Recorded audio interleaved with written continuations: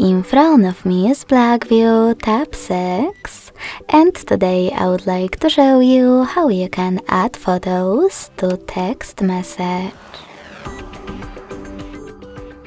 First of all, open Messages app and select one of your chats.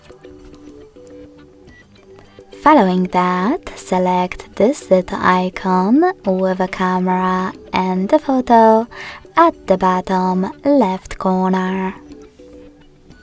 Now to add any of those pictures, just click on the chosen ones. You can also select folders instead.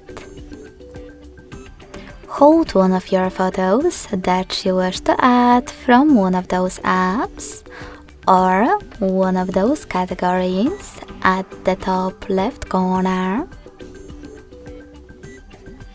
And then hit select at the top right corner.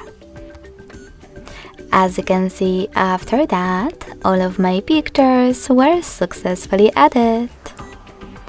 Thanks so much for watching. If you enjoyed this video, don't forget to leave a like, comment and subscribe.